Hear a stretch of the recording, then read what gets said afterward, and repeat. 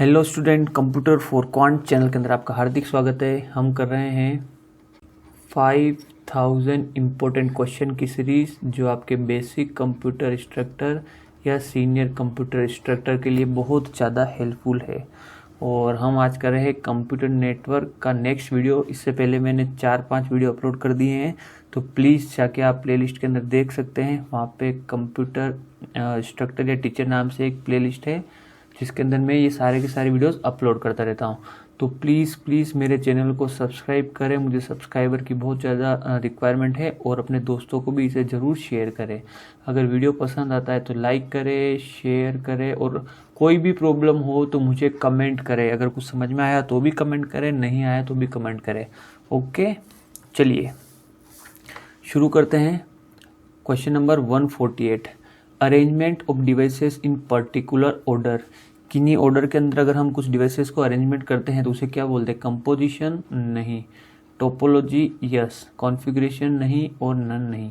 देखिए सबसे पहली बात है, कंप्यूटर नेटवर्क के अंदर हम क्या सीखते हैं कि ये जैसे दो कंप्यूटर है, ओके, और मान लीजिए इसका नाम है ए और बी। और मैं क्या चाहता हूँ, हम क्या चाहते हैं, यहाँ मेरा कोई दोस्त बैठा है और यहाँ पे मैं बैठा हूँ, और मैं चाहता हूँ कि बिना यहाँ से हिले डुले हम क्या करें, आपस में बातचीत कर ले। चाहे एक दोस्त मेरे से 100 मीटर की दूरी पे हो, या जस्ट मेरे पास हो, या 100 किलोमीटर की दूरी पे हो, या कई किलोमीटर की दूरी के ऊपर है। बात आई समझ के अंदर? ये कंप्यूटर नेटवर्क का कंसेप्ट है। बिना अपनी जगह से हिले हमें क्या करना चाहता हूँ, किसी से भी बात करना चाहता हूँ। ओके, मुझे ऐसा नहीं कि भी उसके पास जाके फिर बात करनी पड़े। मैं चाहता हूँ कि एक ही जगह बैठ के मैं आराम से बात कर सकूँ, दो अलग अलग जगह पे बैठ के।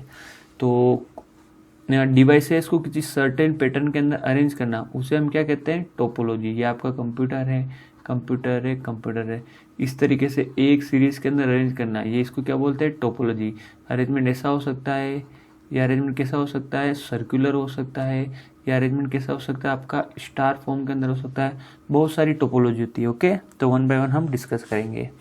चलिए, तो फर्स्ट वाले का आंसर हमारा है टोपोलॉजी। नेक्स्ट क्वेश्चन देखिए, बैकबोन केबल इज यूज्ड। तो बैकबोन केबल का यूज़ हम कहाँ करते हैं?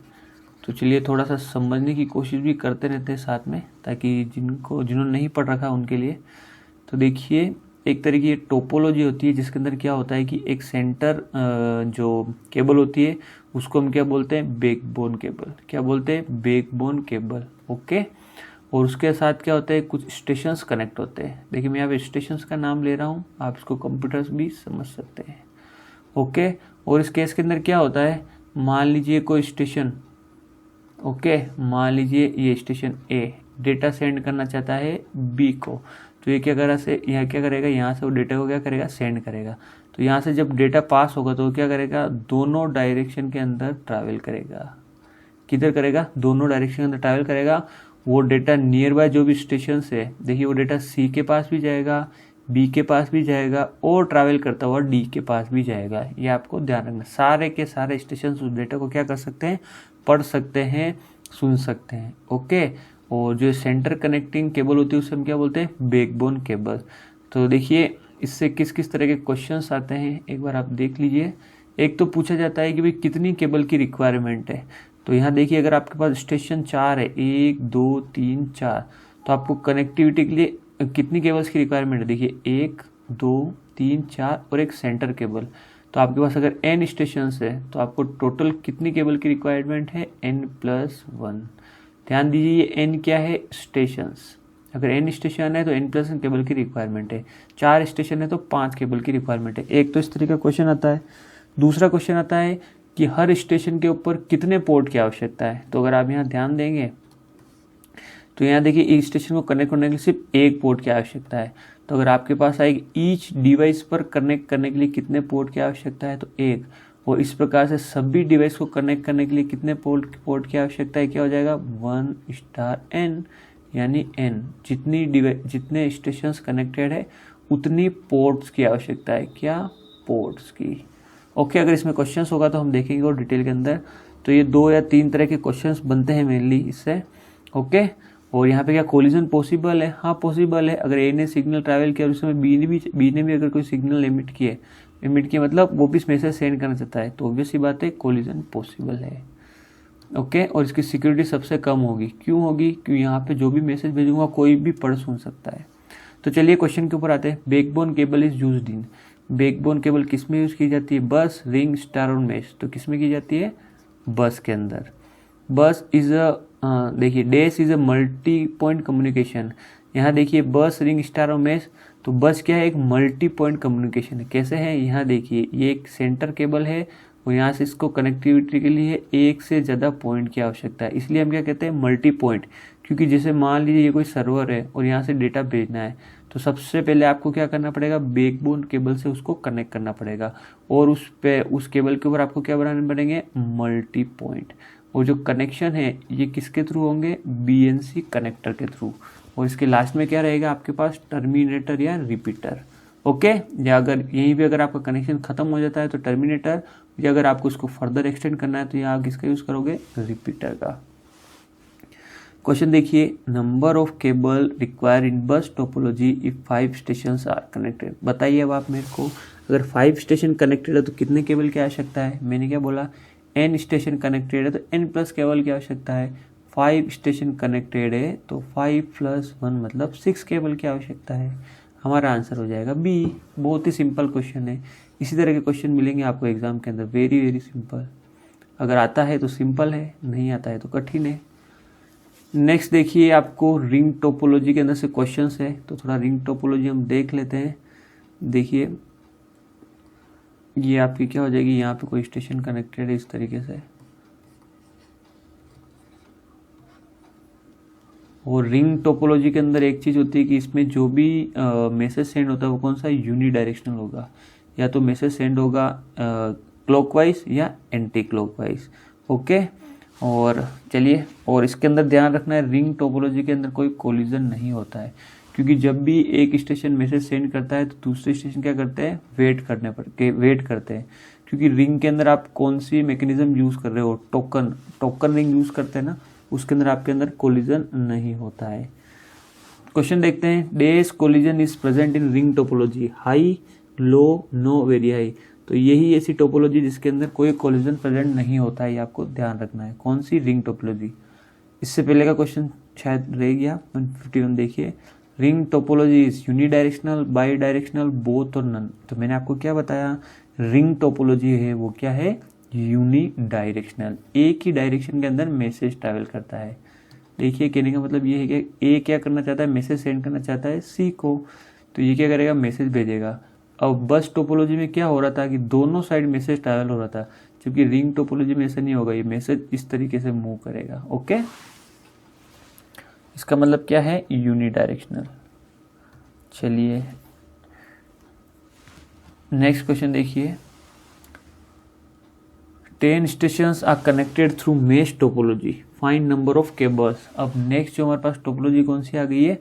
मेश टोपोलॉजी आ गई। शायद मैंने इसके अंदर आपके स्टार या हब टोपोलॉजी के क्वेश्चन मिस कर दिए हैं। तो देखिए स्टार या हब टोपोलॉजी किस तरीके से होती है? ये इस तरह से कनेक्टेड होती है और यहाँ पे आपके क्या हो जाएंगे? स्टेशंस कनेक्टेड हो जाएंगे बस। और स्टार और हब टोपोलॉजी ही आज के समय में ज़्यादा यूज़ की जाती है। ओके, और यहाँ पे आपके स्टेशंस हो जाएंगे A, B, C या D। तो इसमें उसी तरह के क्वेश्चंस आएंगे जहाँ मैंने बस में बताया कितनी केबल की आवश्यकता है। तो देखिए एक स्टेशन को एक, इसको एक, इसको एक, इसको एक, इसका मतलब n स्टेशंस है तो n केबल की रिक्वायरमेंट है। किसके अंदर? स्टार और हब की बात कर रहा हूँ मैं। कितने पोर्ट की रिक्वायरमेंट है ईच डिवाइस के ऊपर? तो यहाँ देखिए एक डिवाइस के लिए एक पोर्ट, तो ईच डिवाइस पे कितने पोर्ट की आवश्यकता है? एक। और अगर सारी डिवाइस की बात करें तो 1, 2, 3, 4, तो क्या हो जाएंगे? n। ये सिंपल से क्वेश्चंस आते हैं। क्या ये सिक्योर है? नहीं है, क्योंकि जब भी आप क्या करोगे? मैसेज भेजोगे, सारे के सारे मैसेज क्या करेंगे? रीड करेंगे दूसरे स्टेशन। तो ये भी सिक्योर नहीं है। कोलिजन पॉसिबल है? हाँ पॉसिबल है। अगर आप हब का यूज़ करते हो तो कोलिजन पॉसिबल है, और अगर स्विच का यूज़ करते हो तो very very less collision possible है। ठीक है, तो मीडियम कोलिजन है इसके अंदर, है ना। चलिए 153 देखते हैं। मेश टोपोलॉजी के बारे में अगर हम बात करते हैं, अब मेश टोपोलॉजी के अंदर क्या होगा? मान लीजिए एक स्टेशन से A, B, C, O, D, A, B, C, O, D। Mesh topology के अंदर क्या होगा? पॉसिबल जितने भी कनेक्शन है आप क्या करेंगे? उनको कनेक्ट करेंगे। देखिए एक इस तरीके से कनेक्ट हो सकता है, इस तरीके से कनेक्ट हो सकता है। ओके, तो इसको हम क्या बोलते हैं, मेश टोपोलॉजी। एक स्टेशन से जितने भी कनेक्शन बनते हैं नियर बाय स्टेशन से, उन सभी को हमें क्या कनेक्ट करना है। तो यहाँ पे क्वेश्चन किस तरीके से बनता है, देखिए, नंबर ऑफ केबल्स रिक्वायर्ड, ये पूछा है ना, फाइंड नंबर ऑफ केबल्स। तो नंबर ऑफ केबल्स के लिए आपके पास फॉर्मूला है, क्या होता है, n इंटू n माइनस 1/2। इससे हम क्या निकालते हैं, नंबर ऑफ केबल्स। तो ये फॉर्मूले में रखिए आप। n क्या दे रखा है, 10, तो ये क्या हो जाएगा, 10 इंटू 10 माइनस 1 9/2, ये क्या हो जाएगा आपके पास 5। तो आंसर क्या हो जाएगा आपका 45। ये फॉर्मूला आप याद कर लीजिए, डायरेक्ट क्वेश्चन आता है, कई बार मेश टोपोलॉजी से क्वेश्चन आता है, केबल रिक्वायरमेंट है, n into n minus 1/2, answer क्या हो जाएगा 45। अब क्या पूछा, देखिए, 10 stations are connected through mesh topology, find all possible ports. अब आप मेरे को बताइए इसका आंसर कैसे करेंगे। तो देखिए वेरी सिंपल है। यहाँ पे देखिए आपके पास स्टेशंस कितने हैं, 1 2 3 4। तो 1 को 4 से कनेक्ट करने के लिए कितने लाइंस की आवश्यकता है, 1 2 3। अगर मेरे पास इस तरीके से होता है 1 2 3 4 5, तो कनेक्शन कैसे बनता, एक ऐसे इस तरीके से ये कनेक्शन। फिर ये ऑल पॉसिबल जितने भी कनेक्शन बन रहे हैं वो आपको बनाने होते हैं मेश टोपोलॉजी के अंदर। ठीक है, तो स्टेशन कितने हैं, 5 स्टेशन कितने हैं यहाँ पे, 5। तो आपके पास देखिए इस स्टेशन से कनेक्ट करने के लिए कितनी केबल्स की आवश्यकता है, 1 2 3 4। तो आपको कोई पैटर्न नजर आया, अगर आपके पास n स्टेशन है तो आपको कितनी केबल की रिक्वायरमेंट है, कितने पोर्ट्स की रिक्वायरमेंट है, n-1। पोर्ट मतलब यहाँ पे जो कनेक्टिविटी करते हैं ना उसे बोलते हैं। तो ईच डिवाइस के ऊपर कितने पोर्ट की रिक्वायरमेंट है, n-1। और अगर ऑल डिवाइस की बात करें, सभी 1 2 3 4 5, तो कितने की रिक्वायरमेंट है, n*n-1। समझ में आया, रटने की जरूरत नहीं है, आपको क्या करना, डायग्राम बना के देख लेना। यहाँ देखिए, अगर n स्टेशन कितने की रिक्वायरमेंट है, n-1। 4 स्टेशन है तो कितने की रिक्वायरमेंट है इस डिवाइस पे पोर्ट्स की, 4 - 1 क्या हो गया, 3। 5 है तो 1 2 3 4 4। और सभी स्टेशन की बात करें तो यहाँ क्या हो जाएगा, 3 इंटू 1 2 3 4 12। तो यहाँ गिन लीजिए आप, 1 2 3 4 5 6 7 8 9 10 11 12 पोर्ट्स की बात कर रहा हूँ। ठीक है, 10 stations are connected to mesh topology, find all possible ports. तो इसका फॉर्मूला क्या है, n इंटू n-1। आंसर क्या हो जाएगा, 10 इंटू 9। तो क्या हो जाएगा आपका आंसर, 20 का करेक्ट आंसर हो जाएगा। उम्मीद है आपको समझ में आ रहा होगा, बहुत ही इजी तरीके से मैं समझाने की कोशिश कर रहा हूँ। अगर आपने टोपोलॉजी नहीं पढ़ रखी है तो भी इस वीडियो को आप देखिए, बिल्कुल समझ में आ जाएगा। और एक बात इसके अंदर, मेश टोपोलॉजी क्या होती है, हाईली सिक्योर होती है। तो देखिए, ए को अगर डी को मैसेज भेजना तो ये डायरेक्ट इस कनेक्टिविटी से भेज सकता है, बीच में कोई और मैसेज आपका नहीं पड़ेगा। क्या रिलायबल है, हाँ हाईली रिलायबल है।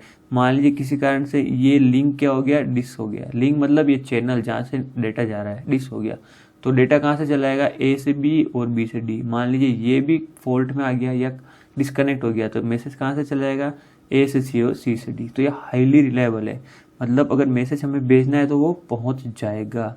और ये सिक्योर भी है। क्या इसमें कोलिजन पॉसिबल है, बहुत न के बराबर चांस है। ओके, तो न के बराबर इसमें कोलिजन पॉसिबल है।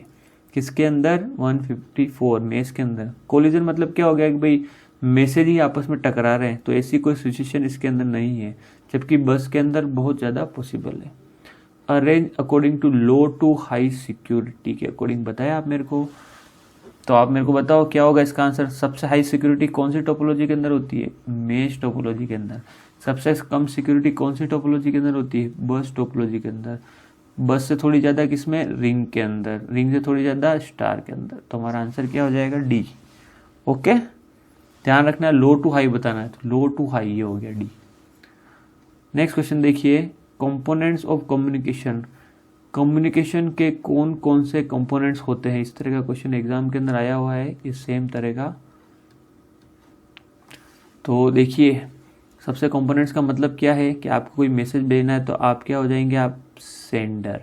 और जो मैसेज रिसीव करेगा उसे हम क्या बोलेंगे, रिसीवर।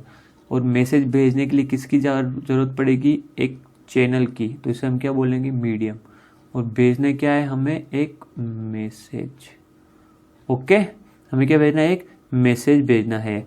और मैसेज भेजना है तो हमें क्या करना पड़ेगा, कुछ सेट ऑफ रूल्स का हमें क्या करना पड़ेगी, पालना करनी पड़ेगी। कुछ रूल्स को हमें क्या करना पड़ेगा, फॉलो करना पड़ेगा। तो जहाँ पे भी चैनल्स है या जहाँ पे भी डेटा सेंड हो रहा है वहाँ पे क्या होंगे, कुछ प्रोटोकॉल्स होंगे।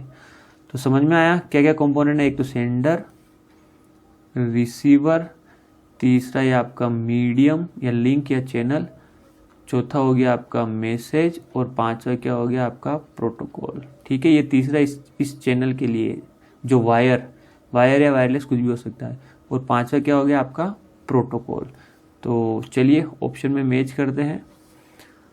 Sender, receiver, host, medium, carrier. तो ये होस्ट और कैरियर की मैंने बात नहीं की है। Sender, receiver, protocol, medium, host, ये चारों सही है पर होस्ट नहीं।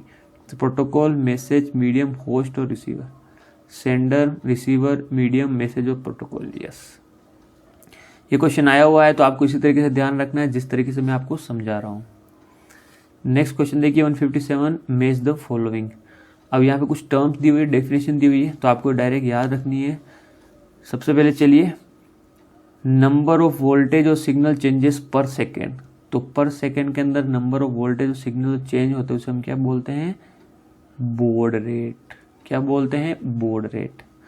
बैंडविड्थ किसे कहते हैं, देखिए आप, number of bits channel is holding at a time, number of bits transmitted per second on a link, number of bit transmitted during a specific period of time over a network.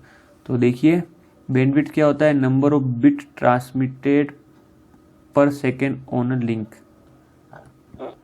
पर second के अंदर हम कितने bit transfer कर सकते हैं link के ऊपर, उसे हम क्या बोलते हैं, उसकी बैंडविड्थ।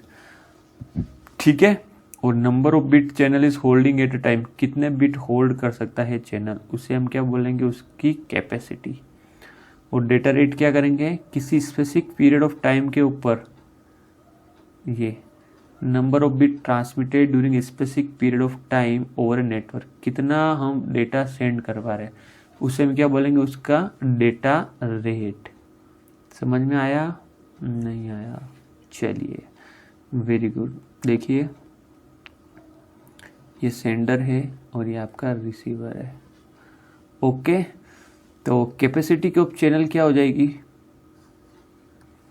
किसी, हाँ देखिए, किसी एट अ टाइम, देखिए number of bits channel is holding time, किसी टाइम के ऊपर कितने बिट ये चैनल होल्ड कर पा रहा है। मान लीजिए सेंडर डेटा सेंड कर रहा है रिसीवर को, और डेटा रिसीव करते समय हमने क्या एक स्नैपशॉट लिया, और स्नैपशॉट में हमने काउंट किया कितनी बिट सेंड कर पा रहा है, तो उसे हम क्या बोलेंगे, कैपेसिटी ऑफ चैनल। ओके, फिर देखिए कितनी बैंडविड्थ है, मतलब कितना डेटा क्या कर पा रहा है, सेंडर कहाँ सेंड कर पा रहा है, इसके लिंक के ऊपर, हम उसको क्या बोलेंगे, उसकी बैंडविड्थ। इस ये जो बैंड है ना, इसकी विड्थ कितनी है। ओके, फिर देखिए डेटा रेट क्या हो जाएगा आपके पास, मान लीजिए आपकी बैंडविड्थ दे रखी है 10 MB, ऐसे क्यों हो रहा भाई, मान लीजिए आपकी बैंडविड्थ आपको दे रखी है 10 Mbps। ओके, और जो डेटा रेट है वो क्या है आपकी 5 Mbps। कुल मिला के इस चैनल की बिट्स ले जाने की कैपेसिटी तो है 10 Mbps, मतलब ये बिट ट्रांसफर कर सकता है, पर due to any type of reason, हो सकता है वो नेटवर्क कंजेशन हो, ओके, या और कोई फैक्टर हो, ट्रैफिक ज़्यादा हो, कंजेशन मतलब ट्रैफिक ज़्यादा है, या रिसीवर की इतनी कैपेसिटी नहीं है कि वो इतना डेटा से एक्सेप्ट कर सके, इसके कारण इसकी डेटा रेट क्या कर रखी है, 5 Mbps ही ट्रांसफ़र कर पा रहा है। समझ में आई ना बात, तो ये है आपकी बैंडविड्थ है और ये डेटा रेट है। फिर क्या बचा, बॉड रेट। बॉड रेट तो देखिए कितना सिग्नल आपका पर सेकंड के अंदर चेंज हो रहा है, उसे हम क्या बोल रहे हैं, इसकी बॉड रेट। ये यहाँ पे आ जाएगी लाइन। ठीक है, तो ये टर्म है, इंपॉर्टेंट है, आपको ध्यान रखनी है, सभी के अंदर डिफरेंस पता होना चाहिए। प्लीज़, बहुत ज़्यादा मेहनत लगती है क्वेश्चन बनाना, फिर उसको PDF बनाना, फिर उसको वीडियो बनाना, फिर उत्तर देना, फिर उस वीडियो को वापस देखना कहाँ गलती की है। तो अपने दोस्तों के साथ शेयर करो यार, अगर आपको अच्छा लग रहा है तो। 158 देखिए, sender A want to send a packet with size 1000 bit over a link with a bandwidth 1 Kbps, calculate transmission time. तो देखिए क्या कह रहा है, ये क्या है, एक सेंडर है, और ये क्या है, एक लिंक। देखिए मैं लिंक मतलब इसको आप लिंक बोलिए, इसको आप चैनल बोलिए, इसको क्या बोल सकते हैं आप, मीडियम। समझ गए ना भाई, ये एक सेंडर है और ये डेटा सेंड कर रहा है, चाहे वो वायर से करे वायरलेस से करे, तो इसको हम क्या बोलते हैं टेक्निकल टर्म के अंदर, लिंक, चैनल और मीडियम। और ये कोई पैकेट है, ये कोई पैकेट है जो क्या कर रहा है, सेंडर क्या कर रहा है, ट्रांसमिट कर रहा है। कहाँ कर रहा है, लिंक के ऊपर। तो ट्रांसमिट के दौरान जो टाइम लगता है ना, उसे हम क्या बोलते हैं, ट्रांसमिशन टाइम। वेरी इंपॉर्टेंट है। ये एक मैसेज दिया हुआ है और सेंडर क्या कर रहा है, उसको ट्रांसमिट कर रहा है। कहाँ पे कर रहा है, इस चैनल लिंक के ऊपर। तो इस जो टाइम लगेगा उसे हम क्या बोलेंगे, ट्रांसमिशन टाइम। और ट्रांसमिशन टाइम का फॉर्मूला क्या होता है, मैसेज की लेंथ। भाई कितना ट्रांसमिशन टाइम लगेगा, तो जितने इस मैसेज की लेंथ है अपॉन बैंडविड्थ। ओके, मैसेज की लेंथ मतलब मैसेज की आपके पास साइज हो गई, साइज बोल दो या लेंथ बोल दो, और ये आपकी क्या हो गई, बैंडविड्थ। तो इसके ऊपर क्वेश्चन दिया हुआ है, आपको ट्रांसमिशन टाइम निकालना है। इसको ट्रांसमिशन टाइम भी बोलते हैं और ट्रांसमिशन डिले भी बोलते हैं। बहुत ही सिंपल क्वेश्चन आता है। देखिए आपको क्या दिया हुआ है, पैकेट की साइज दी हुई है, कितनी दी है, 1000 बाइट, मतलब एल दिया हुआ है। तो यहाँ लिख लीजिए आप 1000 बिट दिया हुआ है, सॉरी, यूनिट का ध्यान रखना है। बैंडविड्थ कितनी दी हुई है, 1 kbps। 1 kbps मतलब 10⁻³ बीट पर सेकेंड। देखिए के मतलब 10⁻³। अरे यार देखिए, के का मतलब 10⁻³ मेगा का मतलब 10⁻⁶, और गीगा का मतलब 10⁻⁹। आपको ध्यान रखना है ना। टेरा का मतलब 10⁻12। कैसे यूज़ करना, देखिए आपको क्या दिया हुआ है, 1 kbps, तो 1 k का मतलब क्या हो गया आपके पास, 10⁻3, और क्या दिया, बीट पर सेकेंड, तो ये क्या हो गया, बीट पर सेकेंड। चलिए अब आप कट कर दीजिए इसको। तो देखिए बीट से बीट गया, 10⁻3 से 10⁻3 गया, और सेकेंड कहाँ आ गया, यहाँ ऊपर। तो हमारा जो आंसर है वो क्या हो गया, बताओ आप मेरे को, 1 सेकेंड। तो देखिए ऑप्शन के अंदर कहीं दिख रहा है 1 सेकेंड, यस, बी। तो इसका जो आंसर है क्या है, बी इसका करेक्ट आंसर, 1 सेकेंड। देखिए बहुत ही सिंपल है, अगर आपको आता है तो आप डायरेक्ट आंसर निकाल लोगे। जैसे मैंने बताया, सीधे सीधे ये फॉर्मूला याद रखना है बस, और यूनिट का ध्यान रखना है, बिट में दिया हुआ है या बाइट में दिया हुआ है। ओके, अगर बाइट में दिया होता है आपको इंटू 8 करके बिट में कन्वर्ट कर लिया करो, सबसे अच्छा ही रहता है। नेक्स्ट क्वेश्चन देखिए क्या दिया हुआ है आपको, सेंडर है 1 to sender packet with same दिया हुआ है, और आपको क्या निकालना है, ट्रांसमिशन टाइम या ट्रांसमिशन डिले। सेम क्वेश्चन हो गया क्या,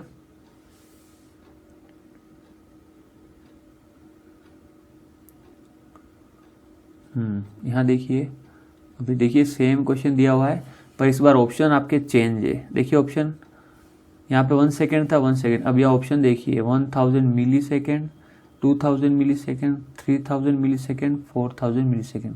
कुल मिला के कहना ही चाहता है कि आंसर आपका सेकेंड में आया है, पर इसने ऑप्शन दे रखे मिली सेकेंड के अंदर। तो आपको क्या करना पड़ेगा, ये जो आंसर है सेकेंड, ट्रांसमिशन टाइम कितना है आपके पास निकल के, बताया आप मेरे को, 1 सेकेंड। इसको आपको किस में कन्वर्ट करना पड़ेगा, मिली सेकेंड के अंदर। तो घबराए मत, मैं आपको बताता हूँ। देखिए 1 मिली सेकेंड के अंदर आपके पास होते 10⁻³ सेकेंड, और 1 माइक्रो सेकेंड के अंदर होते हैं 10⁻⁶ सेकेंड, और 1 नैनो सेकेंड के अंदर होते हैं 10⁻⁹ सेकेंड। ओके, 10⁻⁶। तो आपको मिली सेकेंड के अंदर कन्वर्ट करना है, वेरी सिंपल। आपको क्या करना है, इस 1 सेकेंड को इंटू 10⁻³ से करना है, और डिवाइड किससे करना है, 10⁻³ से। क्या इस यूनिट पे कोई फर्क पड़ा, डिजिट पे नहीं पड़ा। बस अब आपको क्या करना है, इसको सोल्व करना है, बस इसको आपको भूल जाना है। ये आपका क्या हो गया, मिली सेकेंड, ये मिली सेकेंड लिख लिया, देखो 10⁻³ मिली सेकेंड, और 10⁻³ ऊपर जाएगा तो क्या हो जाएगा आपके पास 1 1000। ओके, 10 की पावर -3 क्या हो जाएगा, 10 की पावर 3 है उसको 1000 भी लिख सकते हैं। तो हमारा आंसर क्या निकल के आ गया, ए इसका आंसर निकल के आ चुका है। वेरी इंपॉर्टेंट है, आपको इस तरह के एग्जाम के अंदर माइक्रो सेकंड भी पूछ सकते हो और नैनो सेकंड भी पूछ सकते हैं। तो ये क्वेश्चन थोड़ा सा डिफिकल्ट करने का तरीका है, बाकी वेरी सिंपल है। चलिए नेक्स्ट क्वेश्चन हम करने की कोशिश करते हैं। मेरे ख्याल से आप सब जने मेरे साथ रहिए तो आप इसको जल्दी से कर लेंगे। Host A want to send a packet to host B with size दे रखी है आपको पैकेट की 1000 बाइट और बैंडविड्थ आपको क्या दे रखी है 1 kbps। Distance between A and B is 3 kilometre और स्पीड दे रखी है। तो देखिए यहाँ पे होस्ट ए है, होस्ट बी है, बैंडविड्थ दे रखी है और इन दोनों के बीच में डिस्टेंस कितनी दे रखी है 3 किलोमीटर और वेलोसिटी क्या दे रखी है 3 × 10⁸ मीटर पर सेकेंड। यूनिट का ध्यान रखना है। आपको क्या क्या निकालना है, देखिए ट्रांसमिशन टाइम निकालना है, प्रोपोगेशन टाइम निकालना है। तो चलिए करने की कोशिश करते हैं। ट्रांसमिशन टाइम का फॉर्मूला क्या है, मैसेज की साइज अपॉन बैंडविड्थ। बहुत सिंपल है। तो मैसेज की साइज क्या दे रखी है 1000 बिट, अभी क्या वही है मेरे ख्याल से। तो और ये क्या दे रखा है, यहाँ पे बिट लिख लूँ और 1 kbps मतलब 10 की पावर 3 बिट पर सेकेंड। इसको अगर आप सोल्व करोगे तो आपके पास क्या आएगा 1 सेकेंड। प्रोपोगेशन टाइम क्या होता है ये समझ लीजिए आप, ठीक है। तो देखिए वहाँ पे प्रोपोगेशन का क्वेश्चन में डालना भूल गया। ये मैसेज है, इस मैसेज को यहाँ से ये लिंक पे सेंड करने को हम क्या बोलते हैं ट्रांसमिशन टाइम। जब ये मैसेज यहाँ पे ट्रांसमिट हो जाएगा तो एक एंड से दूसरे एंड पर पहुँचने का जो टाइम लगा उसे हम क्या बोलते हैं प्रोपोगेशन टाइम। ओके, एक एंड से दूसरे एंड पे जो मैसेज पहुँचेगा क्या करेगा प्रोपोगेट करेगा, मूव करेगा, उसे हम क्या बोलेंगे प्रोपोगेशन टाइम। बस इसका फॉर्मूला होता है डिस्टेंस अपॉन वेलोसिटी। तो आप क्वेश्चन में देखिए डिस्टेंस की दिया क्या दिया हुआ है आपके पास 3 किलोमीटर। तो इसको मैं मीटर में कर दूं, ये क्या हो जाएगा 3 × 10⁻³ मीटर। और वेलोसिटी क्या दी हुई है 3 × 10⁸ मीटर पर सेकेंड। मीटर से मीटर गया, 3 से 3 गया, 10 की पावर 3 से 10 की पावर 8 गया। तो आपके पास क्या बच गया 1/10 की पावर 5 मीटर से मीटर गया, ये क्या बच गया सेकेंड। ये इसको मैं कैसे लिख सकता हूँ 10 की पावर -5 सेकेंड। 10 की पावर -5 सेकेंड। तो ऑप्शन चेक करते हैं क्या ऑप्शन मिल रहा है अपना 1 सेकेंड और 10 की पावर -5 सेकेंड। यस मिल रहा है। ओके, तो बाकी वाला आंसर गलत है क्या, तो देखिए एक बार चेक कर लेते हैं हम। एक्चुअली क्वेश्चन इसी तरह से फ्रेम किया इसलिए बाकी आंसर एग्जाम के अंदर आपको एक ही मिलेगा सही, ठीक है। चलिए तो हम क्या करते हैं इसको किसके अंदर चेंज करते हैं मिली सेकेंड के अंदर। तो मैंने आपको करना बता रखा है, आपको क्या दिया हुआ है 1 सेकेंड, इसको क्या करना है इंटू 10 की पावर -3 और डिवाइड 10 की पावर -3। इसको भूल जाना है तो 10 की पावर -3 ऊपर जाके क्या बन जाएगा आपका 1000 मिली सेकेंड। अब आपको चेंज करना है इसको, चलिए इसको भी चेंज करते थे। तो ये मिली सेकेंड के अंदर प्रोपोगेशन टाइम को भी चेंज कर रहे हैं। तो ये क्या हो जाएगा 10 की पावर -5 सेकेंड इंटू 10 की पावर -3 सेकेंड अपॉन 10 की पावर -3। तो इस चीज़ को आप भूल जाइए और बाकी इन दोनों को सोल्व कीजिए। तो -5 में से -3 गए तो कितना हो जाए 10 की पावर -2। तो आपका क्या आ जाएगा 10 की पावर -2 मिली सेकेंड। ओके, और इसको मैं क्या लिख सकता हूँ, ऐसे भी तो लिख सकता हूँ 0.01 मिली सेकेंड। तो देखिए नैनो सेकेंड, माइक्रो सेकेंड, मिली सेकेंड, क्या आंसर मैच करा है यहाँ देखिए 1000 मिली सेकेंड 0.01 मिली सेकेंड। डी भी इसका आंसर है। अब हम माइक्रो सेकेंड के अंदर चेक कर लेते हैं। तो ये क्या हो जाएगा माइक्रो सेकेंड, क्या करना पड़ेगा आपको 1 सेकेंड इंटू 10 की पावर -6 अपॉन 10 की पावर, देखिए मैं क्यों बता रहा हूँ। तो आपको आंसर जरूर थोड़ी सेकंड के अंदर आए, आपका आंसर मिली सेकंड में भी दे सकते हैं वो, माइक्रो सेकंड के अंदर भी दे सकते हो, आपको आना चाहिए ना करना। तो 10⁻⁻6 को एज इट इज रहने दो और इन दोनों को सोल्व करो। तो ये क्या हो जाएगा 10⁻6 माइक्रो सेकेंड। क्या हो गया आपका transmission time micro second. Same ले लेते हैं 10⁻⁻5। अरे भाई 10⁻�5 इंटू 10⁻⁻6 अपॉन 10⁻⁻6। इसको भूल जाओ और ये -5 से माइनस बन गया। क्या बचा आपके पास 1 अपॉन 10⁻⁻1 और अभी किस में कन्वर्ट हो गया माइक्रो सेकेंड के अंदर। जब ये 10⁻⁻1 ऊपर जाएगा तो क्या बजाएगा 10 माइक्रो सेकेंड। तो देखिए माइक्रो सेकेंड के अंदर आपका आंसर आ रहा है क्या 10⁻6 माइक्रो सेकेंड 10 माइक्रो सेकेंड। तो सी भी सही है। एक और बचा है हमारे पास, क्या बचा है नैनो सेकेंड, उसको भी कर लें। तो क्या हो जाएगा नैनो सेकेंड। तो देखिए उसको कैसे करेंगे 1 सेकेंड इंटू 10⁻⁻9 10⁻⁻9 अपॉन 10⁻⁻9। तो इसको भूल जाओ और बाकी बचे इसको सोल्व करो। तो ये क्या हो जाएगा 10⁻9 नैनो सेकेंड। इसको सोल्व करते हैं प्रोपोगेशन टाइम को 10⁻⁻5 10⁻⁻5 इंटू 10⁻⁻, अरे यार क्यों कनेक्ट हो रहा है 9 अपॉन 10⁻⁻9। तो इससे ये कट जाएगा तो आपके पास क्या बचा ये -9 ऊपर आ जाएगा भाई -5 -9 क्या होगा 10⁻⁻4। तो ये ऊपर आ जाएगा क्या बचा 10⁻⁴ नैनो सेकेंड। तो क्या लास्ट एक और ऑप्शन भी मैच कर रहा है क्या। तो 10⁻⁻ नैनो सेकेंड देखिए और 10⁻⁴ नैनो सेकेंड यस।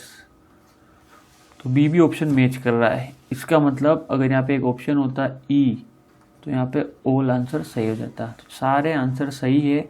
ये क्वेश्चन आपको समझाने के लिए मैंने क्या किया था चारों के चारों आंसर सही डाले।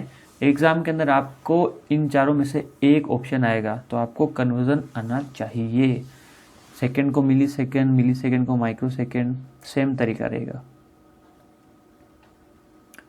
चलिए नेक्स्ट क्वेश्चन देखते हैं क्या है। Match the following. तो आपको यहाँ पे क्या करना है मैच द फॉलोइंग।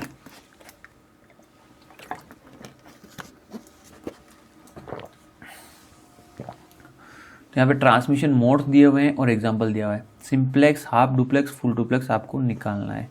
तो चलिए आपको पता होना चाहिए। देखिए यहाँ पर अगर आप देखोगे तो सिंप्लेक्स क्या हो जाएगा आपका इंटरनेट ऑफ थिंग्स, और फुल डुप्लेक्स क्या होगा आपका वीडियो कॉल, और हाफ डुप्लेक्स क्या हो जाएगा सर्फिंग ऑन इंटरनेट।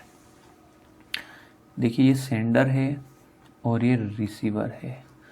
अगर जो ट्रांसमिशन है वन साइडेड है ओके तो इसको हम क्या बोलेंगे सिंप्लेक्स।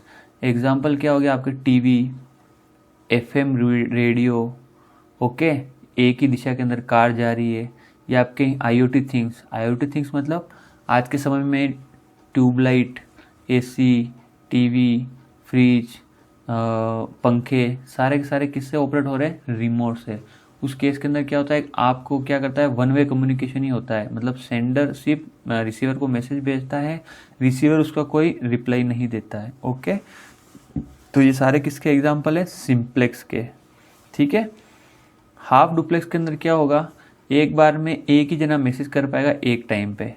तो देखिए हाफ डुप्लेक्स के अंदर क्या होगा ये आपका सेंडर और ये रिसीवर, तो एक बार में एक ही जना मैसेज कर पाएगा, फिर वो पहला वाला रुकेगा फिर दूसरा वाला मैसेज कर पाएगा। इसका बेस्ट एग्जांपल क्या है वॉकी टॉकी ओके। तो इस केस के अंदर सर्फिंग और इंटरनेट कैसे है, आप सबसे पहले क्या करेंगे गूगल टाइप करेंगे। सबसे पहले आपने टाइप किया, आपने रिक्वेस्ट की, वो रिक्वेस्ट कहाँ गई सर्वर के पास, और सर्वर से क्या होता है फिर रेस्पॉन्स आता है। तो एक बार में एक ही जना काम करता है ना। तो ये किसका एग्जाम्पल है हाफ डुप्लेक्स का। वीडियो कॉलिंग तो आप समझ ही गए, एक बार के अंदर दोनों एक साथ बात कर सकते हो, सेंडर भी और रिसीवर भी। तो फुल डुप्लेक्स का एग्जाम्पल है। ठीक है, चलिए देखिए बहुत सिंपल तरीके से समझाने की कोशिश कर रहा हूँ और यही कंटेंट है। 162 देखिए, data is transmitting through full duplex medium whose bandwidth is 1 Mbps। यहाँ पे थोड़ा देखिए, and propagation time is 1 millisecond. Calculate capacity of channel, तो चैनल की अगर आपको कैपेसिटी निकालनी है तो इसका फॉर्मूला क्या है, बैंडविड्थ इनटू प्रोपोगेशन, और अगर फुल डुप्लेक्स दे रखा है तो यहाँ पे क्या हो जाएगा 2। ओके, तो यह क्वेश्चन के अंदर आपको देखिए क्या दिया है, फुल डुप्लेक्स। अगर ये हाफ डुप्लेक्स दिया होता तो ये 2 हट जाता। फुल डुप्लेक्स का मतलब दोनों ओर से एक बार में कम्युनिकेशन कर सकते हैं। तो बस इस फॉर्मूले के अंदर आप रखिए 2 इंटू बैंडविड्थ क्या दी 1 Mbps। मैंने Mbps क्या बताया था आपको, क्या होता है 10⁶, और बिट पर सेकेंड दिया हुआ है, इंटू प्रोपोगेशन टाइम क्या दिया हुआ है 1 मिलीसेकेंड। तो 1 मिलीसेकेंड को क्या लिख सकता हूँ मैं, 10⁻³ सेकेंड। देखिए आपको कन्वर्जन अच्छे से आना चाहिए ना, मैंने -3 क्यों लिखा है, क्योंकि मिलीसेकेंड दिया हुआ है। तो कैपेसिटी ऑफ चैनल क्या हो जाएगी, आप मेरे को बताएं। 2 into bandwidth into T propagation. Okay, तो कैपेसिटी ऑफ चैनल क्या हो जाएगी 10⁶, -3 क्या हो जाएगा, -3 + 6 ये क्या हो जाएगा +3, तो यहाँ से क्या निकल के आ जाएगा 2000, है ना, ये 3 बज गया ना, तो ये क्या हो जाएगा आपके पास 2000 बिट। तो शायद ऑप्शन के अंदर मैं एक 0 लगाना भूल गया हूँ, 0, तो इसका आंसर क्या हो जाएगा, बी इसका आंसर हो जाएगा। तो कैपेसिटी चैनल क्या हो जाएगी 2000 बीट हो जाएगी, किसकी, फुल डुप्लेक्स चैनल की। ओके, वेरी सिंपल है, और इस तरह का एग्जाम के अंदर क्वेश्चन आता है तो आपको डायरेक्ट ये वाला फॉर्मूला याद रखना है। For full duplex, half duplex के लिए 2 हट जाएगा। क्वेश्चन देखिए 163, match the following, attenuation, distortion और नॉइस। तो देखिए चेंज इन द शेप और फॉर्म, तो डायरेक्ट ये क्या है डेफिनेशन है, तो आपको ध्यान रखनी। अटेन्यूएशन क्या होता है, लॉस ऑफ एनर्जी। डिस्टॉर्शन क्या होता है, चेंज इन द शेप और फॉर्म ऑफ सिग्नल। और नॉइस क्या होता है, random signal mixes up with original signal, तो उसे हम क्या बोलते हैं, नॉइस बोलते हैं। अटेन्यूएशन देखिए क्या कहने का मतलब है कि आपका कोई ओरिजिनल सिग्नल है, ठीक है, ये सिग्नल ट्रैवल कर रहा था, पर कुछ दूरी के बाद इसके पास क्या हो गया, इसकी जो एनर्जी क्या हो गई, क्या होने लगी, लॉस होने लग गई। ठीक है, किसी भी कारण से हो सकता है, एक्सटर्नल इंटरफेरेंस हो या बिजली हो या हीट इफेक्ट हो, कोई भी इफेक्ट के कारण क्या हो गया, इसकी जो ओरिजिनल स्ट्रेंथ थी वो क्या होने लग गई, लूज होने लगी। तो इसको हम क्या बोलते हैं, अटेन्यूएशन। चैनल क्या हो रहा है, अटेन्यूट हो रहा है, मतलब गिर रहा है यहाँ से। ठीक है, तो इसको हम क्या बोलते हैं, attenuation. Loss of energy in signal is called attenuation. Distortion क्या हो गया, मान लीजिए इस चैनल के साथ कोई और क्या हो गया, एक और चैनल क्या हो रहा है, 2 चैनल एक साथ, 2 सिग्नल क्या हो रहे हैं, एक साथ वॉक कर रहे हैं, मूव कर रहे हैं इस तरीके से, और इसको मिक्स करके जा रहे हैं, और जब रिसीवर के पास पहुंचा तो ये क्या हो गया, इसकी जो शेप होनी चाहिए थी वो क्या हो गई, पूरी की पूरी बिगड़ गई। तो इसको हम क्या बोलेंगे, शेप के अंदर चेंज होना, इसे हम क्या बोलेंगे, डिस्टॉर्शन। और नॉइस क्या हो गया, अलग से एक और सिग्नल का ऐड हो जाना। ठीक है, उसे हम क्या बोलेंगे, नॉइस। खर खर सर की आवाज़ आती है ना, जब भी हम क्या करते हैं, बात करते हैं किसी समय, ओके, उसे हम क्या बोलेंगे, नॉइस। चलिए नेक्स्ट क्या है 164, guided media is a wired media, wireless media, both और नन। तो देखिए ट्रांसमिशन मीडिया 2 प्रकार के होते हैं, ट्रांसमिशन मीडिया 2 प्रकार के होते हैं। एक आपके पास क्या होता है, गाइडेड, और दूसरा क्या होता है, अनगाइडेड।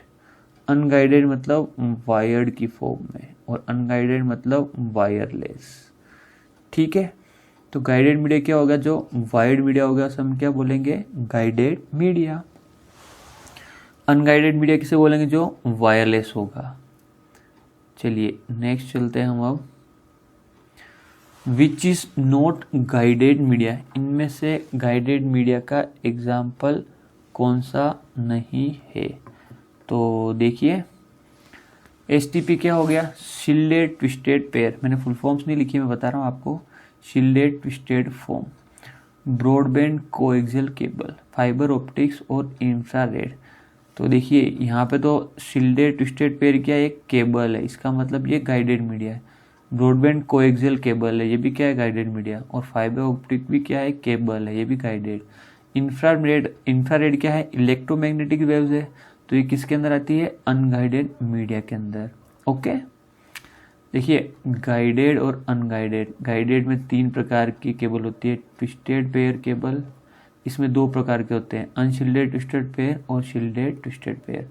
इसके बाद होती है कोएक्सियल केबल और इसके बाद होती है आपके पास फाइबर ऑप्टिक्स। अनगाइडेड मीडिया के अंदर आपके पास क्या आ जाएगा,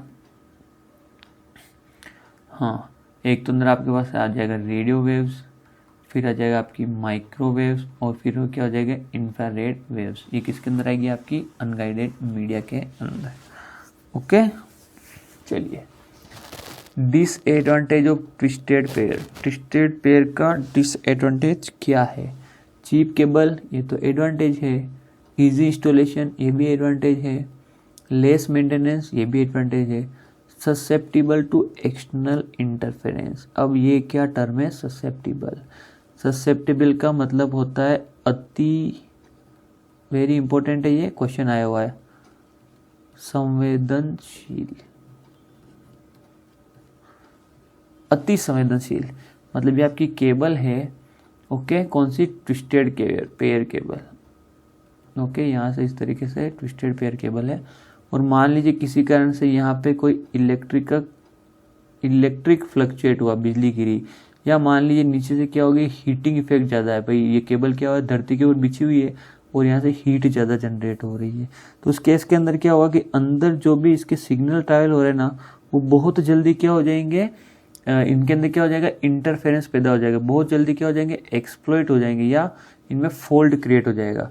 तो सिग्नल क्या होते हैं, बहुत ज़्यादा संवेदनशील होते हैं, किसके अंदर, ट्विस्टेड पेयर केबल के अंदर। ये इतना कवच प्रोवाइड नहीं करती है, कौन सी केबल, ट्विस्टेड पेयर केबल, ये आपको ध्यान रखना है। तो केबल जो भी है वो सारी की सारी क्या होती है, ससेप्टिबल होती है एक्सटर्नल इंटरफेरेंस से, एक्सेप्ट फाइबर ऑप्टिक। क्यों, बाकी दोनों केबल के अंदर इलेक्ट्रिकल सिग्नल मूव करते हैं, जबकि फाइबर ऑप्टिक के अंदर लाइट सिग्नल मूव करते हैं। तो लाइट सिग्नल का इलेक्ट्रिक से, हीटिंग से कोई लेना देना नहीं है, ठीक है। तो इसका आंसर हो गया डी, ये इसका डिसएडवांटेज है और ये ससेप्टिबल इंपॉर्टेंट टर्म है। चलिए नेक्स्ट, चलिए क्या क्वेश्चन दिया हुआ है आपके पास,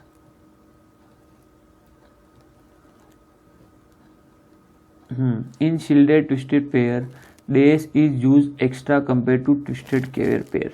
तो देखिए शील्डेड ट्विस्टेड केयर के अंदर आपके वायर्ड मेश का यूज किया जाता है एक्स्ट्रा, ये आपको ध्यान रखना है। Braided metal shield use, braided metal shield coaxial cable के अंदर यूज की जाती है और फाइबर ऑप्टिक के अंदर हम क्लेडिंग का यूज करते हैं, ये सारी एक्स्ट्रा प्रोटेक्शन के लिए। ओके, शील्डेड ट्विस्टेड पेयर के अंदर वायर्ड मेश का यूज करते हैं, कोएक्सियल केबल के अंदर ब्रेडेड मेटल शीट का यूज करते हैं और फाइबर ऑप्टिक के अंदर हम क्लेडिंग का यूज करते हैं।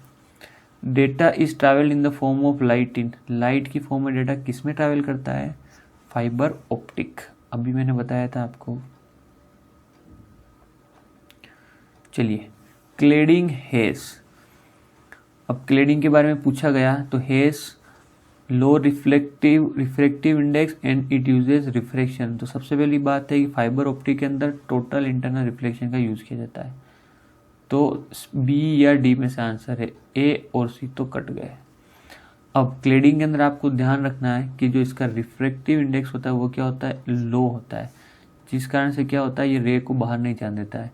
ये आपकी फाइबर केबल है और यहाँ पे क्या हो गया, ये सिग्नल आया, तो यहाँ पे क्या होता है, टोटल इंटरनल रिफ्लेक्शन। तो इस तरीके से क्या करता है, सिग्नल क्या करता रहता है, मूव करता रहता है। और इसका जो बाहर जो क्लेडिंग है ना, ये मतलब आउटर कवर, ये किसका होता है, लो रिफ्रैक्टिव इंडेक्स का, और ये किसका बना होता है, ग्लास, ये ध्यान रखना है, क्वेश्चन आया हुआ कई बार, ग्लास का बना होता है और ये लो रिफ्रैक्टिव इंडेक्स का होता है, किसका, फाइबर, ये क्लेडिंग। ओके, नेक्स्ट क्वेश्चन देखिए 172, 100 बेस इफेक्ट इज।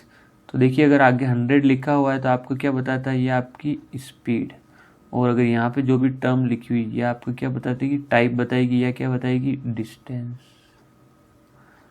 तो एफ का मतलब क्या होता है, ये फाइबर ऑप्टिक केबल है। ओके, और अगर यहाँ पे BX लिखा होता है इसका मतलब सिंगल मोड केबल है, और यहाँ पे SX लिखा होता है इसका मतलब मल्टी मोड फाइबर केबल है। तो ये आपको याद रखने की चीज़ें तो आपको याद रखनी है, डायरेक्ट क्वेश्चन आता है एग्जाम के अंदर। नेक्स्ट क्वेश्चन देखिए, which is not propagation way of unguided media, कौन सा प्रोपोगेशन का माध्यम नहीं है। तो एक चीज़ देखिए, ये आपकी क्या है, अर्थ, और यहाँ पे क्या कनेक्टेड है, एक आपका टावर, ठीक है, और ये क्या कर रहा है, सिग्नल एमिट कर रहा है। तो ये सिग्नल कहाँ तक जाएंगे, जहाँ तक ये ट्रैवल कर सकते हैं अर्थ के सरफेस के साथ। देखिए कुछ दूरी बाद ऑब्वियस सी बात है ना, टावर तो ग्रेविटेशनल फोर्स के कारण सिग्नल ग्रेविटेशनल फोर्स के कारण नीचे की तरफ पुल होंगे, ऑब्वियस सी बात है। तो जो भाई ग्रेविटेशनल फोर्स के कारण क्या होगा, सिग्नल नीचे पुल होंगे ना, ऑब्वियस सी बात है, सीधे के सीधे थोड़ी जाएंगे क्या। तो जो सिग्नल अर्थ सरफेस के साथ ट्रैवल करते, रेंगते हुए चलते हैं, उसे हम क्या बोलते हैं, ग्राउंड प्रोपोगेशन। क्या बोलते हैं, ग्राउंड प्रोपोगेशन। और इसका एग्जांपल है AM, FM का आपको पता ही है कि भाई एक टावर खड़ा है और 50-60 किलोमीटर तक वो कवर कर लेता है, उसके बाद क्यों नहीं करता है, तो सर्टेन डिस्टेंस के बाद क्या होता है, सिग्नल क्या होने जाते हैं, वीक होने लग जाते हैं, और क्या करते हैं, इस अर्थ के अंदर क्या हो जाते हैं, पुल हो जाते हैं सारे के सारे। तो जो अर्थ के साथ, अर्थ के सरफेस के साथ गेजिंग करते हैं, मूव करते हैं, उसे हम क्या बोलते हैं, ग्राउंड वेव प्रोपोगेशन। ओके, फिर देखिए नेक्स्ट क्या है, आपको दिया हुआ है स्काई वेव प्रोपोगेशन। तो देखिए ये वापस अर्थ है और ये आपका क्या है, एक टावर। देखिए अब ये क्या हो गया कि भाई ये जो सिग्नल था, ये सिग्नल आप इमिट करे तो वो यहाँ तक ही पहुँच पा रहा है, मैं चाहता हूँ कि इस सरफेस तक भी पहुँचे। तो आप क्या करो, यहाँ पे एक और टावर खड़ा कर दो। अब ये सिग्नल यहाँ तक पहुँचेंगे कैसे, तो आप क्या करो, इस सिग्नल को कहाँ भेज दो, आयोनोस्फीयर में। आयोनोस्फीयर, इस सिग्नल को कहाँ भेज दो आप, बाहर, ठीक है, क्लाउड के अंदर, वहाँ पे एक लेयर होती है आयोनोस्फीयर, और यहाँ से ये सिग्नल टकरा के कहाँ चला जाएगा, दूसरे वाले टावर के पास। इस कारण क्या हो जाएगा, यहाँ से वापस एमिट करेगा और नियर बाय जो भी प्लेसेस होंगे वहाँ पे क्या पहुँच जाएंगी, ये सिग्नल पहुँच जाएगा। तो इस टेक्निक को हम क्या बोलते हैं, स्काई वेव प्रोपोगेशन। क्या बोलते हैं, स्काई वेव प्रोपोगेशन। ओके, तो इसका एग्जाम्पल क्या हो जाएगा, इसका एग्जाम्पल क्या हो जाएगा, डायरेक्ट टू होम, ये जो सर्विसेज है, ओके, सैटेलाइट जो है वो किसका यूज़ करती है, ये स्काई वेव प्रोपोगेशन का, ठीक है। फिर एक और चीज़ देखिए, ये आपकी अर्थ है, ओके, और एक तो देखिए सिग्नल हमने डायरेक्ट छोड़ दिया था, वो ज़मीन के अंदर चला गया। दूसरा मैंने क्या किया, सिग्नल को आकाश में छोड़ा और कहाँ चला गया, फिर रिफ्लेक्ट होकर कहाँ चला गया, दूसरे टावर के पास। अब मैं चाहता हूँ कि टावर टू टावर आप कम्युनिकेशन कर सकते हो इस तरीके से, भाई सिग्नल यहाँ से कहाँ जाए, इस नेक्स्ट वाले टावर के पास, यहाँ से यहाँ पे जाए। इस प्रोपोगेशन को हम क्या बोलते हैं, लाइन ऑफ साइट। जहाँ तक आपकी आंख देख पा रही है वहाँ तक क्या होगा, सिग्नल ट्रैवल कर लेगा हॉरिजन तक, और वहाँ पे आपका क्या होना चाहिए, नेक्स्ट टावर। अगर आपको अगला आगे भेजना है तो वापस यहाँ पे लाइन ऑफ साइट क्या करोगे, यहाँ पे चेक करोगे, और आप क्या करोगे, सिग्नल को ट्रांसमिट करोगे। कुल मिलाता है अगर टावर टू टावर कम्युनिकेशन हो रहा है तो उसे हम क्या बोलते हैं, लाइन ऑफ साइट। तो इसका बेस्ट एग्जांपल है रडार और मोबाइल फोन्स भी इसी से चलते हैं। ओके, तो ये तीन इंपॉर्टेंट है, आपको नाम ध्यान रखने, ground propagation, sky wave propagation of line of site propagation. Which is not propagation media, तो डी इसका आंसर है, ये कोई प्रोपोगेशन मीडिया नहीं है।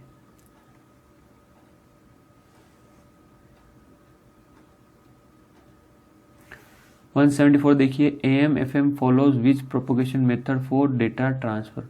कौन सा मेथड फॉलो करते हैं, मैंने अभी बताया, ग्राउंड प्रोपोगेशन। सैटेलाइट फॉलोज विच प्रोपोगेशन मेथड, अभी बताया, क्या हो जाएगा, sky wave propagation. Radar follow which propagation method, कौन सा यूज करता है, लाइन ऑफ साइट। ठीक है, ये क्वेश्चन आया हुआ है ना लाइन ऑफ साइट वाला।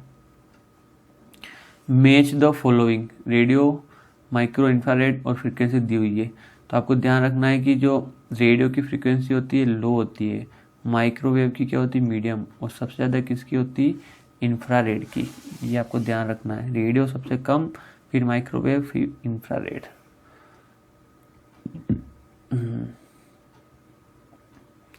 क्वेश्चन देखिए, internet is, network of network, super highway of information, both और नन। तो ये आंसर क्या हो जाएगा, बोथ। इंटरनेट क्या होता है, नेटवर्क और नेटवर्क होता है, या इसे हम क्या बोलते हैं, सूचना का राजपथ भी बोल सकते हैं इंटरनेट को। विच layer is called heart of OSI। तो कौन सी लेयर है जिसे हम क्या बोलेंगे, OSI का हार्ट बोलेंगे। तो सबसे पहले आपको लेयर्स के बारे में पता होना चाहिए। तो देखिए इसका मैं आंसर लिखा लेता हूँ, ये ट्रांसपोर्ट लेयर है, ओके। और अब मैं क्या करता हूँ, यहाँ पे 1 बाय 1 लिख लेता हूँ। तो सबसे पहली लेयर आपके पास फिजिकल लेयर होती है ISO OSI मॉडल के अंदर। उसके बाद आपके पास आती है डाटा लिंक लेयर, उसके बाद नेटवर्क लेयर, उसके बाद ट्रांसपोर्ट लेयर, उसके बाद आपके पास आती है सेशन लेयर, फिर आपके पास आएगी प्रेजेंटेशन लेयर, और फिर आएगी आपके पास एप्लीकेशन लेयर। तो देखिए कोशिश ये करना कि आप नीचे से ऊपर याद करो। ये वाली लेयर आपकी फर्स्ट लेयर होती है, फिर ये सेकेंड, और ये थर्ड, और सो ऑन चलती रहती है। तो इसको याद करने का तरीका क्या है, देखिए आज फिर से टेस्ट नहीं देना पड़ेगा। एक तो ये तरीका है ऊपर से नीचे, नीचे से ऊपर क्या होगा, please do not touch Sachin's पत्नी अंजलि। तो देखिए ये कुछ तरीके हैं, अगर आप जिस तरीके से भी आप याद रखना चाहें तो आप याद रखिए, पर आपको याद रखना है, ओके, इन लेयर्स के नाम, ओके। आज फिर से टेस्ट नहीं देना पड़ेगा, please do not touch Sachin's पत्नी अंजलि। जैसे भी याद रखें, कोशिश करिए अगर आप नीचे से ऊपर याद रखें तो बेस्ट है ना। और इनकी डेटाग्राम यूनिट क्या होती है, एप्लीकेशन लेयर, प्रेजेंटेशन लेयर और सेशन लेयर की क्या होती है, मैसेज। ट्रांसपोर्ट लेयर की क्या होती है आपके पास, सेगमेंट। नेटवर्क लेयर की क्या होती है आपके पास, पैकेट, या आप क्या बोल सकते हो उसको, डेटाग्राम। देखिए पैकेट जनरल नेम है तो उसको आप डेटाग्राम बोलेंगे, सही रहेगा। डेटा लिंक लेयर की यूनिट क्या होती है, डेटा यूनिट, फ्रेम। और फिजिकल लेयर की क्या होती है, बिट, मतलब जो डेटा ट्रांसफ़र होगा किस फॉर्म के अंदर होगा, ओके। फिर देखिए फिजिकल लेयर होती है वो आपकी क्या होती है, प्योर हार्डवेयर। और डेटा लिंक लेयर और नेटवर्क लेयर आपकी क्या होती है, हार्डवेयर और सॉफ्टवेयर की कम्बिनेशन। ट्रांसपोर्ट लेयर को हम क्या बोलते हैं, heart of OSI, very important, okay. और बाकी ये तीनों लेयर कौन सी होती है, सॉफ्टवेयर। लास्ट वाली तीनों लेयर को हम क्या बोलते हैं, हार्डवेयर लेयर भी बोलते हैं मोटे तौर के ऊपर, और ऊपर वाली को सॉफ्टवेयर लेयर। फिर ऊपर वाली तीनों लेयर को हम क्या बोलते हैं, अपर लेयर। और नीचे वाली तीनों लेयर को हम क्या बोलते हैं, लोअर लेयर। देखिए मैं इसलिए लिखवा रहा हूँ कि इसके ऊपर क्वेश्चंस आते हैं एग्जाम के अंदर, तो आपको ये थोड़ा सा आइडिया होना चाहिए इन चीज़ों का। अगर आपको आता है तो आप डायरेक्ट आंसर कर लेंगे, ठीक है। तो क्वेश्चन किस तरीके से बनता है, मैंने अभी देखिए एक क्वेश्चन तो देखा ही है, which layer is called heart of OSI, transport layer, अगर आपको पता होगा तो। Which are hardware layers, hardware layer कौन कौन सी होती है, तो देखिए नीचे से तीनों, तो physical layer, data link layer और नेटवर्क लेयर, तीनों क्या होती है आपके पास, हार्डवेयर लेयर होती है। Which are upper layer in OSI model, upper layer कौन कौन सी है, ऊपर वाली तीनों। तो आपके पास हो जाएगी, फिजिकल लेयर नहीं होती है, डेटा लिंक लेयर नहीं होती है, session layer, presentation layer, application layer. C इसका करेक्ट आंसर है। देखिए सीधा सीधा आप देख के आंसर कर सकते हैं अब तो। मैच द फॉलोइंग लेयर्स दे रखा है, उनकी डेटा यूनिट दे रखी, अभी मैंने बताया। फिजिकल लेयर जो वर्क करते हैं कौन से किस फॉर्म के अंदर डेटा ट्रांसफर करती है, बिट के अंदर। डेटा लिंक लेयर किस में करती है, फ्रेम के अंदर। नेटवर्क लेयर किसके अंदर करता है आपका, डेटाग्राम के अंदर, या आप पैकेट भी बोल सकते हो। ट्रांसपोर्ट लेयर किसके अंदर करता है, सेगमेंट के अंदर। और एप्लीकेशन किसमें, मैसेज के अंदर, ओके। यहाँ पे मैंने एक एप्लीकेशन लिखा है, तो एप्लीकेशन के अंदर आप दोनों लेयर भी समझ सकते हो, सेशन लेयर और प्रेजेंटेशन लेयर। क्वेश्चन देखिए, which is not function of physical layer, इनमें से फिजिकल लेयर का फंक्शन कौन सा नहीं है। तो देखिए इसका आंसर है ई, फ्रेमिंग जो है फंक्शन किसका है, डेटा लिंक लेयर का। तो फंक्शन कौन कौन सा देख लेते हैं, बिट सिंक्रोनाइजेशन। बिट सिंक्रोनाइजेशन का काम किसका है, फिजिकल लेयर का। बिट रेट कंट्रोल, ये भी काम किसका है, physical layer. Topology physical layer, transmission mode physical layer. तो ये सारी चीज़ें कौन किस लेयर के अंदर वर्क करती है, फिजिकल लेयर के अंदर। ओके, समझ में आई बात आपको। देखिए ये आपके पास क्या दिया हुआ, एक नोड, और ये क्या नोड, और ये आपके पास क्या है, फिजिकल लेयर और डेटा लिंक लेयर। तो डेटा लिंक लेयर से क्या आता है, डेटा, और वो किसे पास होता है, फिजिकल लेयर के अंदर। और जो डेटा फिजिकल लेयर के पास किस फॉर्म के अंदर यूज करता है, ये 0 1 1 0 1 1 0। ओके, इसे हम क्या बोलते हैं, stream of bits, stream of bits, या कंटिन्यूस रन ऑफ जीरोज और वन, मतलब जीरोज और वंस, कंटिन्यूस रन तो नहीं बोल सकते, स्ट्रीम ऑफ बिट। और ये बिट की फॉर्म से क्या होगा, डेटा ट्रांसफर क्या होगा, नेक्स्ट वाले नोड के पास। और इसी प्रकार क्या हो जाएगा, वापस फिजिकल लेयर और डेटा लिंक लेयर। ये डेटा कहाँ पे आएगा, नेक्स्ट वाले नोड के पास, 0 1 0 1 1 0। और ये किसे पास हो जाएगा, इसकी अपर वाली लेयर के ऊपर, जो क्या है, डेटा लिंक लेयर। ओके, तो ये बिट जो सिंक्रोनाइजेशन का काम है, किसका है, फिजिकल लेयर का। बिट रेट कंट्रोल, मतलब कितने बिट लिंक के ऊपर सेंड करने नहीं करने हैं, इस रेट को कौन डिसाइड करेगा, फिजिकल लेयर। और इसके अंदर सिग्नल ट्रैवल होते हैं, कौन कौन से होते हैं, देखिए अगर आपका कॉपर केबल है तो ये सिग्नल ट्रांसफर होगा, कौन से होंगे फॉर्म के अंदर, इलेक्ट्रिकल। ओके, अगर आप यूज कर रहे हैं वायरलेस तो कौन से होंगे, इलेक्ट्रोमैग्नेटिक। और अगर फाइबर ऑप्टिक है तो कौन से होंगे, किस फॉर्म के अंदर होंगे, लाइट वाली फॉर्म के अंदर। फिर टोपोलॉजी देखिए, कौन सी टोपोलॉजी का यूज़ करोगे भाई, बस का करोगे, रिंग का करोगे, स्टार का करोगे, मेश के करेंगे, ये सारे अरेंजमेंट किस लेयर के अंदर होता है, फिजिकल लेयर। ट्रांसमिशन मोड कौन से हो गए आपके, सिंप्लेक्स, हाफ डुप्लेक्स या फुल डुप्लेक्स, कौन से मोड का यूज़ करोगे, किसके अंदर होता है, फिजिकल लेयर के अंदर। तो ये चारों फंक्शंस है और आपको याद रखने हैं, डायरेक्ट क्वेश्चन आता है एग्जाम के अंदर। तो दोस्तों, विद्यार्थियों, अगर आपको पसंद आया, समझ में आया, तो प्लीज़ प्लीज़ मेरे चैनल को सब्सक्राइब करें और अपने दोस्तों के साथ ज़रूर इसे शेयर करें। मुझे सब्सक्राइबर की रिक्वायरमेंट है। इस वीडियो को लाइक करें, शेयर करें, और प्लीज़ अपने 4-5 फ्रेंड या आपके जितने भी ग्रुप है उसके अंदर शेयर करें, तो मुझे भी थोड़ा मोटिवेशन मिलेगा कि हाँ, मेरे साथ स्टूडेंट्स कनेक्टेड और सच में पढ़ना चाहते हैं। और प्लीज़ कमेंट जरूर कर रहे, कमेंट करने से मुझे ऐसा लगता है कि हाँ, मेरे साथ स्टूडेंट जुड़े हो और सही में पढ़ना चाहते हैं। और कोई भी प्रॉब्लम हो, कहीं एरर हो, तो प्लीज़ कमेंट करके मुझे बताएं। Thank you.